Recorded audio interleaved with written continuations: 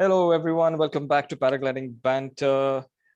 This is episode 16, and we're very excited to introduce to you listeners today, Gille Monnier. Gille Monnier is one of the pioneers who started flying in India with a lot of other people, and he's got about 35 years of experience. He started somewhere around in 1986. In 1988, I actually completed my 10th grade. So you can imagine we had no idea at that time that there was some paragliding happening up in north of India. He's flown with people like Bruce from New Zealand, who are widely known to be the pioneers of paragliding sport in India and mainly in Manali and Bir. And Gille is a very popular name in Bir still. A lot of people know him. He's almost an expert name to be called out. To know Gille, it's like a privilege, and we're very happy to have him today. And he stays in Lausanne in Switzerland, and he now runs his own school called AirFly.ch. He had called his school Chattriwala earlier, but obviously because the name is a little bit foreign over there, it didn't really work. But what Chattriwala means in Hindi is the guy with the umbrella. That's what the local used to call these guys when they used to fly with a paraglider. It's like an umbrella. So it's that fascinating, and I'm very excited to have him today. And we want to hear about all the stories on how they started and what has changed for the sport from when they started to today, where he's instructing people with the new gliders and other equipment that we have. So please help me welcome Gille Monnier to Paragliding Banter. Welcome, Gille. It's a pleasure to have you. Nice to meet you. Hello to everybody. And yeah, namaste. Awesome. Awesome. So Gille, right now you're in Switzerland, right? Yeah, I'm in near Lausanne. It's a small village called Forel above Lausanne. And it's raining. So no fly, no school. And I am not busy today. All right, that's awesome. It's a good thing it's raining because we can have you today. Could you tell us a little bit about what's happening in Switzerland at the moment? You're running a school and you have students and you do a thermaling course, or what do you teach? Oh, I have my own school. I work alone because it's easier for me. I'm teaching the basics. After some time, we try to for the thermaling story is also, but mainly the basic, the start. We have a system in Switzerland where you do the license. You can't do like stages, or when you start, you go for the license. Right. So it's like a driving license. You have a theory part and a practice part. I'm taking much care of my student for a simple reason. I had, I must say, a very bad teacher when I learned. I will not tell you the name. Okay. But I get really traumatized by the fact that I have to learn alone. In the end, all the danger, all the stupid things to do, I have to do them to learn. So that was really bad. This That was when was you learned. Yeah, when I learned. So Yeah. I'm really trying to give to my student actually Right. the maximum. I mean, it's like everything. When you learn to drive, you will learn alone in the end. When you drive in Delhi, for example, it's quite difficult, and then you will have to do your experience. You can have a teacher for hours and hours, but in the end, Right. you You will got to find face your the way. music. Yes. Yeah, it's yourself. So Yeah. paragliding is the same, but if you have a good baggage or a good base, when you go out of the school, you take much less risk. So let's just say that Uh, if you once drive in Delhi or Bombay, you'll be able to drive anywhere in the world. And would that be the same? Like if once you fly in Beer, you'll be able to fly anywhere in the world. I don't say that because beer is a very safe site. I Yeah. mean, compared with many places in the Alps, it's easy. It's strong, it's superb, but beer is like driving, I will say, in Lausanne, you know. Ah, okay. while Controlled. uh, while some places in the Alps are like driving in Pune, because Pune is the worst place to drive something I in the world, I I think, you know. agree. I agree. Pune people are completely sick, you know, so I get traumatized by driving in Pune I with my agree. Enfield, you know, in the time. Yeah, it's got a method of its own, and you Yeah, got to you blend in have with to the go. method. You cannot bring in your own rules. It's their own rules there. No, I was crying in Pune, but side of the road, crying alone, like no way, I will not do that, you know. And so paragliding, I must say, all my travel, paragliding was safe compared with Right. driving in Okay. India, Okay. Cool. definitely. So right now you're in Lusan, but I want you to take us back to the time when there was no paragliding in India, and I understand that you learned to fly, learned paragliding in 1986, and you came to India to fly, and you went straight to Manali. Could you tell us a little bit about how the scene was there quickly, and then your first flight over there, and then we'll move on to more topics from there. Yeah, when I arrived first time in India, I take the first travel for paragliding subject. You know, I did two travel as a hippie, 81 and 82. And then 87, 8, I don't remember, I come for flying. Yeah? And the first travel, I arrived too early. It was still the monsoon. And during the travel from Delhi to Manali, I met the Medan. It's a couple of a Dutch woman with an Indian husband, Mhm. and they were the president of the Lions Club of Manali. Okay. And I help because we get very bad road, a lot of rain, the monsoon make big troubles. I helped this Mrs. Medan to come up. She was 60 on this time. And then they invite me at home in above Manali, a very, very small and nice, the Rose Cottage, and in Dungri. And then I stay 10 days alone in this cottage. I don't go to the scene. I don't want to meet the scene. I was a bit afraid of my capacity of time pass. And so I was doing observation of the valley wind, Okay. where I want to take off, where I want to land. And I was observing the site, the first site I want to fly from the other side of the valley. So I climb above Dungri and watch the side of Bashist. Huh? Okay. And after 10 days of expectation and valley wind and this and that and going around making like 20 kilometers on foot per day, I decided to go to visit contacts in Vashist. I had from another friend in Switzerland, Mr. Surakar. And I go and ask some help for a guide to go to the place I find from the other side of the valley. So Mr. Sudakar, I show him a picture of what is a paraglider, and he laughed for 10 minutes minimum. You know, he was laughing and he said, "You are going to do this here?" I say, "Yes." And he was so enthusiastic. He found me immediately a guide, a local guide, a shepherd, and a gaddy. And he told him, "Okay, let's go up with this guy. He will do something strange in the alpage above, and let's help him to find the way." So I woke up with my bag and go to the clean above the tree line, and Okay. then you know what to do. I open my glider and I jump and land just next to the heliport down in Bang. That was my first fly in India. With, I must say, compared with the material we have now, was wow. You know, it was really dangerous. The glider were not so safe.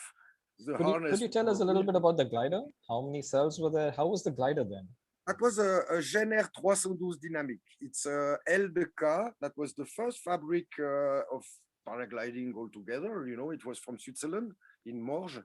And they do this first glider who was supposed to be super perfo compared with my first glider who was LDK also because it was the only fabric in this time. But the Jenner was my second sail, and they do a very strange, very, I mean, compare with now, it's just no comparison. And I must say it was the most dangerous glider I ever flew. I can imagine. Because it was yeah, it was, we don't have the knowledge of now, Yeah. and the aim also of paragliding was different. It was much more to fly down. So yeah, the material was yeah, was not so efficient. uh, Perhaps what saved me in this time, the of killing myself, it was that the fact we don't go up so many times. You know, I do perhaps the first year in Manali, I do perhaps 10 flights because it's 5 hours, six Right. hour walk up, Right. and I am a lazy man, so we didn't go. I didn't go up so many times, Right. but it was a positive experience. And then I get this name, you know, it was Bara Chattriwala. I al- Chattriwala is what you got. I Yeah. take I take out the bara because I am not tall, and Chattriwala was enough, you know. All And right. the Chattriwala name was not a name for me like important, but when Hotmail appeared in India a few Right. years later, I have to find a name for my Hotmail address. Right. And for sure, Gille was not. He was like with a big number after. So suddenly I thought, oh well, Chattriwala, it's what they call me there in Himachal, and that was free without a number for Hotmail. It was very easy. Chattriwala was my Yeah, you must Hotmail. have got that immediately. Yeah. So yeah, that was the first experience in Manali alone. Then I take my bag and go down to the south, and But I flew also in the south of India after the so same travel.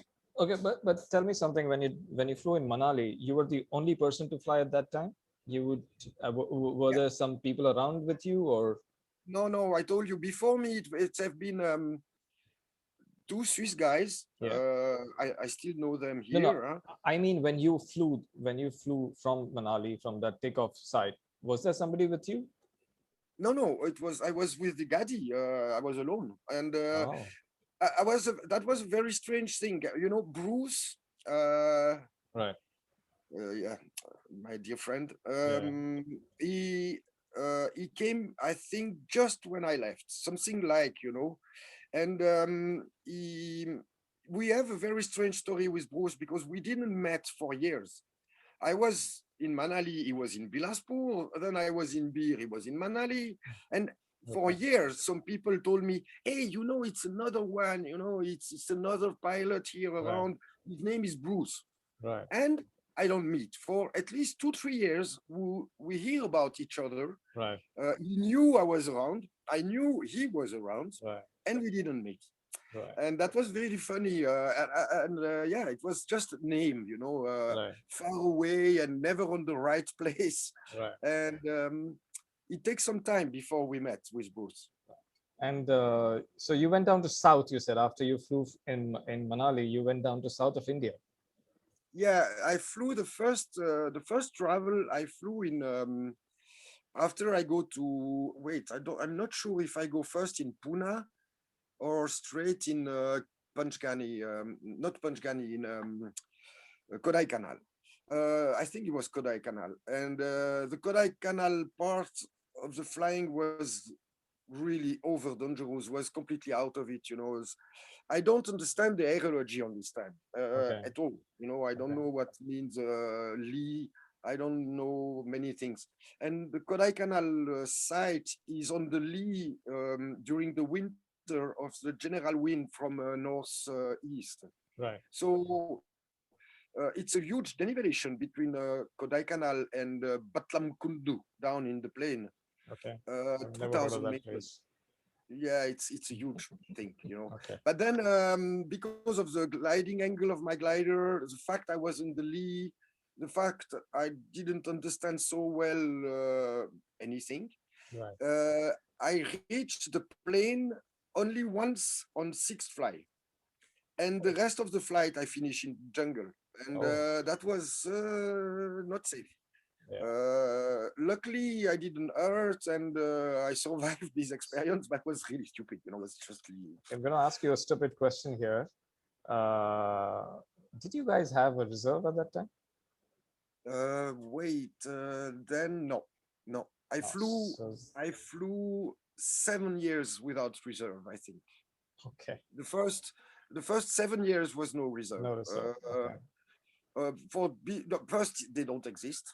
Second, even when they start to exist, they have a sink rate so negative that it was not so important to everyone.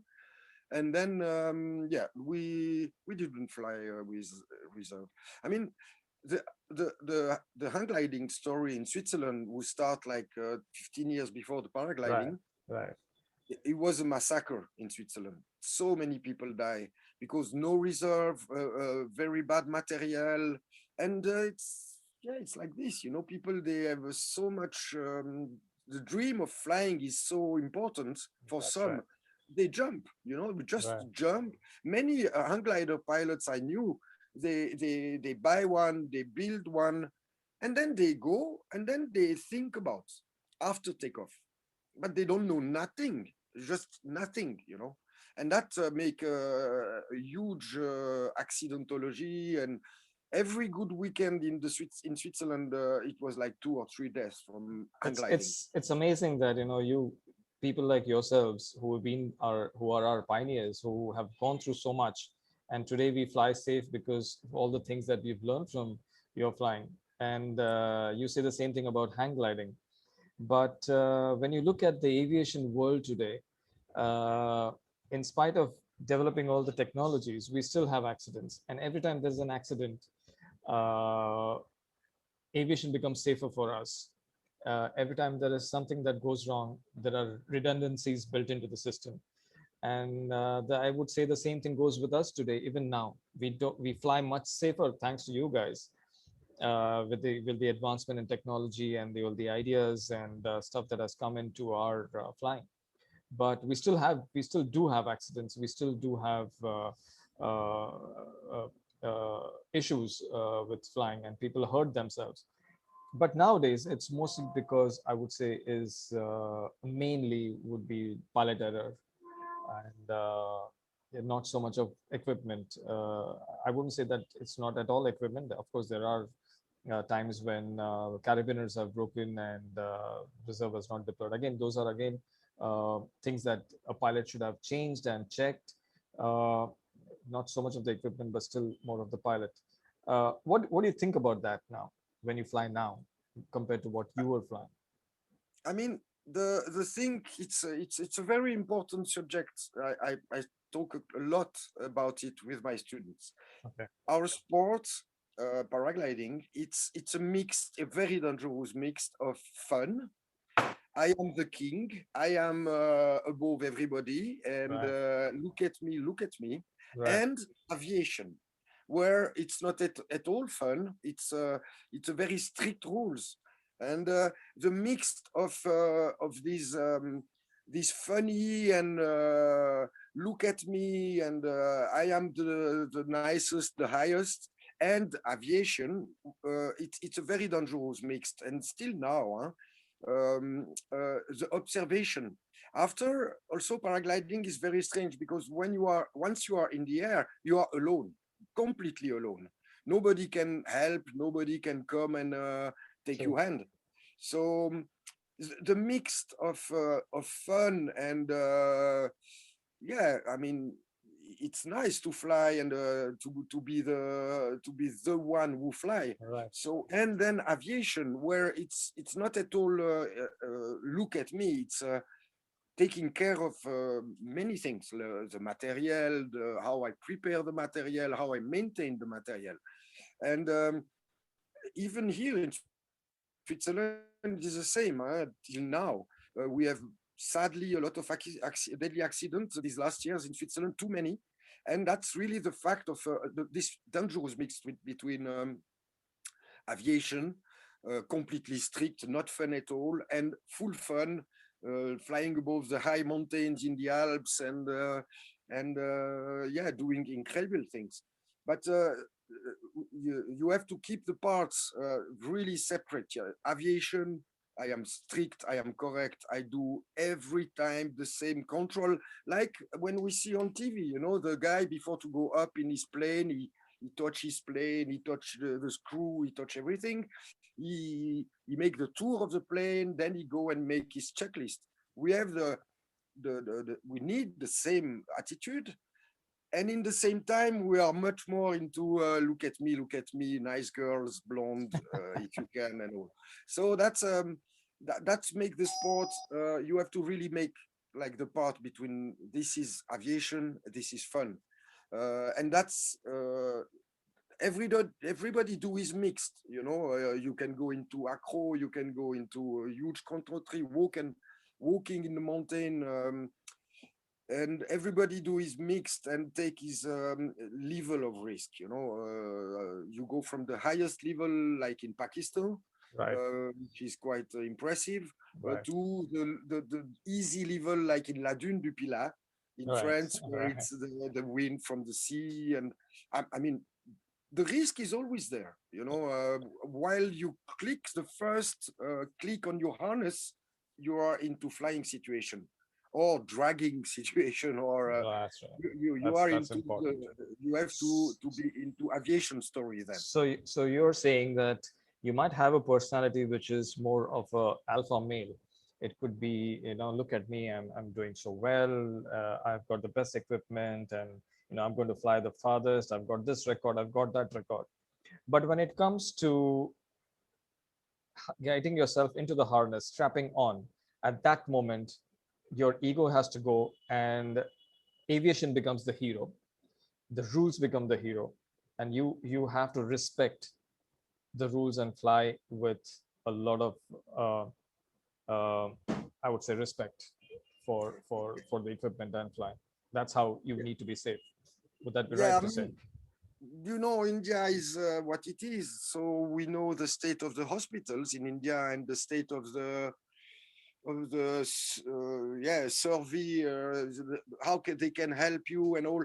So in India, when I fly there, I'm not a suicide person. You know, I enjoy life, and so I double the safety rules. Right. Any fly in India, I try really to get down in one piece. So if I have to stay 100 meters from the cliff when I fly in India, I will stay 200, 250. If Right. I have, if I need, I mean, I will do all double. I think it's what perhaps helped me to survive the first travel alone, especially after once we start to be not alone. I came with friends since the second travel with Jeff, um, and I start to fly with Jeff, and then it become different. And after, as the group grow in beer after. Um, we had this dynamic of taking care of each other, Right. because we Right. had a few accidents and we have to bring people to hospital, and then Right. that's a traumatized, you know, it's really traumatized. Yeah, we need to fly safe. We need to fly maybe 2 3 notches below our experience and training, just to be on the safer side. Shul, thank you so much. That's a very important message to be passed on to all the flying community. Okay, so I want to ask you another question. I've been told to ask this by Sachit, who's our friend who got us together on this call. So Sachit, thank you very much, my friend. But he's asked me to ask you about your meeting with Debu Chaudhary, who is our popular pilot from Bir Billing Manali, and who's right now in France. Could you please tell us about that meeting? Yeah, I mean, I must say I don't remember exactly when I met Debu first. He was, I mean, when I flew first time, he was at home. He told me after he was at home with his mother, family, and all. He was like 10, and he saw me, and he said to his mother, he point with the finger, and he Okay. said to his mother, "I want to do that." Awesome. And the poor mother, Paola, was quite scared from the beginning, and she don't enjoy at all the fact. And so it takes him a few years before to do anything. He was 10. Huh? Then Right. the first teacher in the Kulu, Mr. Roshan Lal Takul, um, start to train local people. He had old material, and he let them do ground handling Okay. in Solang. And Mr. Taku,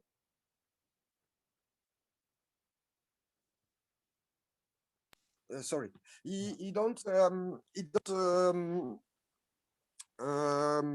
let them fly really. He was strange. He let them only ground Yeah. handling. They don't have the right to fly. So it's perhaps why Debu became a so good pilot. He had to do ground handling for nearly 1 year. So Wow. I didn't know you that. learn so much. You learn so much on the ground. You learn more sometime on the ground than in the air.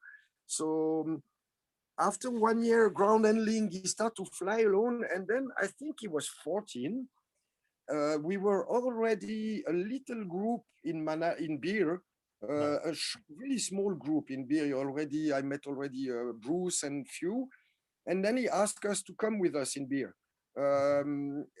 His first year in Bir, he was 14, I think. Was really young, really small, and Paola, his mother, was really scared. So she told me, or he come back alive, or you die. I was really scared. If he had an accident the first year, I will not go out of India. She was really, she's Italian. I take care. So, but Debu had an incredible attitude. He was with old man, not so, I mean, like a real freak's head, a bit strange and bit, I mean, we were what we were. And Right. he come in the group for 1 month with us. First, he flew like a god. He was really, from the beginning, a very, very good pilot. And also, he come in the group as a 14-year-old little boy, and we haven't any problem with Debo. Never. He was smiley with us. He don't do any stupid things. We really, from the beginning, have a very good experience. We were much older than him, and he never come in our legs or do anything stupid. And the first years, I was not responsible of Debu. Huh? Right. He by himself, but I was in front of his mother, kind of. She was not so, Yeah. and also she was scared of the fact he stopped his studies quite soon, Right. immediately, nearly. Don't want to go school nearly anymore. He finished his school, but he don't want to go to study more, and he want to fly. So that was a problem Okay. for the mother. Okay. Uh, No, I that's think she's amazing. happy now. Even for a decision for Debu's mother to take that decision for a 14-year-old boy to get into a sport which at that time was pretty dangerous. That's amazing. And well, passion has taken over, and Debu is who he is today. So it's an amazing story to know that he pointed at you and said that I want to do that. So it's really nice. So thank you so much for that, Gilles. We are nearing close to about 40 minutes, Gilles. I think we will continue with one more episode with more stories about how things were when you guys started. But before we leave, before we end, is there anything that you want to tell our listeners about what you've learned uh, in all these years and what they should keep in mind to fly safe?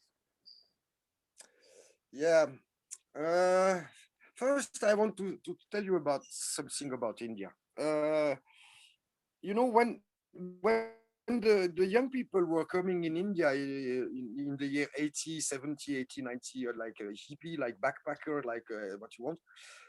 The reason to come in India was because we didn't agree with the society here in Switzerland, or what they proposed. No, in this time was full employment. I mean, you start a job at 16, you finish at 65, and that was the proposition of our country. So many don't want, so they start to come to India. And in India, at this time, I was saying to the people I met there, I am the patient, you are my psychiater. So I have a billion of psychiater for me.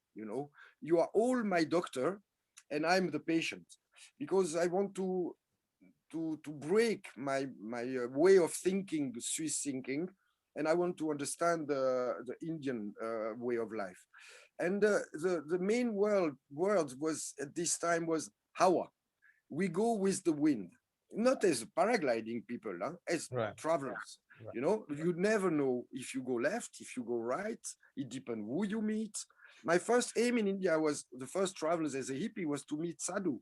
Was not to, you know, it was just to stay, sit, beto, and Boom Shankar, for sure. That's a Okay. big story Yeah. in the story. But then for the after the India bring us a lot. You know, it's a very exceptional place in the world, and then all the meeting of the group, Bruce, Kiko, Andy, all the group, Mike. Um, First, we come for India, and then we come for paragliding. But India, the Hawa trip, the go with the wind, was the most important.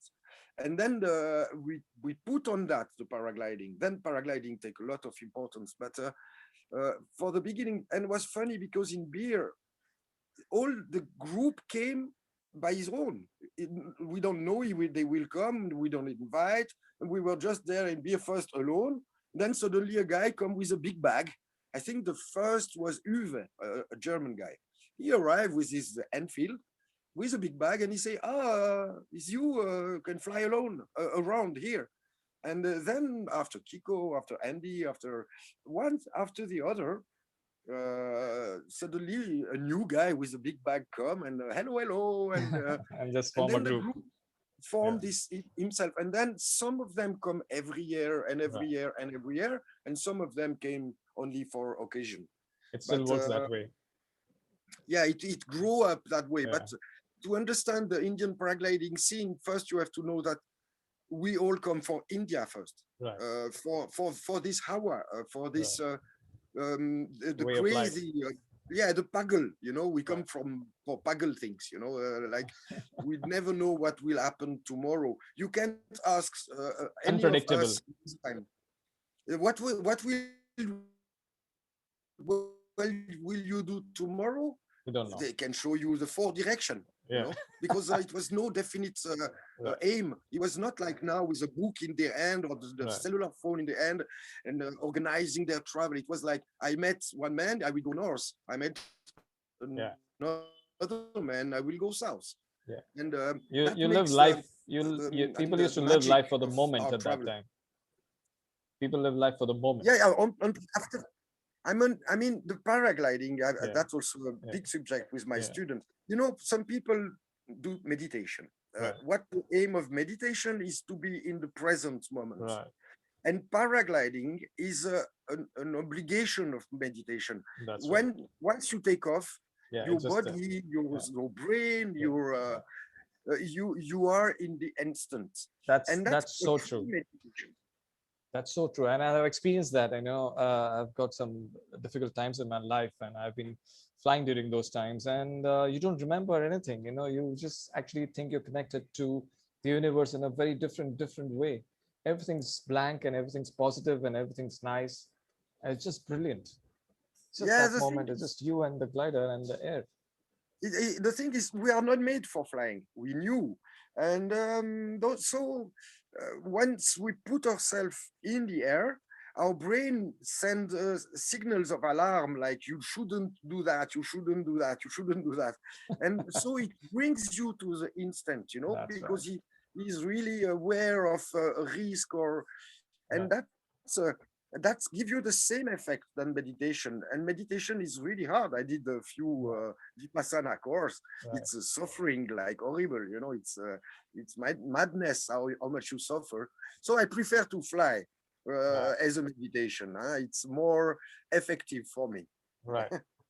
So I'm sure there are two other things that we should talk about next time. One is the tea, the masala chai, and the food in India. Yeah, I mean the food was. I mean, just for saying that, the food is the reason of the group. Right. Without I mean, the problem of Brings beer, it first together. problem was to cook together to survive. because That's the right. problem of the food, you need to eat well. If Right. you are sick, it's very dangerous Right. to fly. So we need to eat well. And in this time, in 88, 89, 90, the food in beer was not like now, Right. now I know it's like 80 restaurants in beer and some Yeah. are very, very good. I must say, yeah, I really enjoy Indian Yeah. food when it's well made. And but in this time was like nightmare, it's dal bat, and the quality was so low and poisonous, and so the food well the group, because we cook every day at least one big meal for everybody to be sure like we eat correctly, and Right. that makes us together, and we bring our capacity as a cook, so we get some Italian cook, Right. then we get English cook. Right. That was not so good, but we always accept, because everybody do his job once a Right. week or Okay. once every 10 days. Cool. It was a lot of fun talking to you, Gilles. And I think we need to stop now because otherwise it become a very long episode. There's a lot more to talk to you, and maybe I can invite you back for another episode in the coming few weeks. So thank you so much. I really appreciate you sharing your pioneering stories with us, and we want to thank you for starting this beautiful sport in India, and we are able to have so much fun and joy out of this. And so, really, thank you so much. Thank you for coming on Paragliding Banter. And to the listeners, guys, thank you so much for joining us, me and Gilles today. It has been an extreme honor and pleasure to talk to Gilles. And if there's anything that you would like us to speak about, if you want anything for Gilles to say, anything, any specific discussion, be it the glider, the reserve, the techniques of flying during those times, and to really understand how it has evolved from that time to now, you can send me an email on emailsarjit@gmail.com, and we can have him again and we can ask those questions.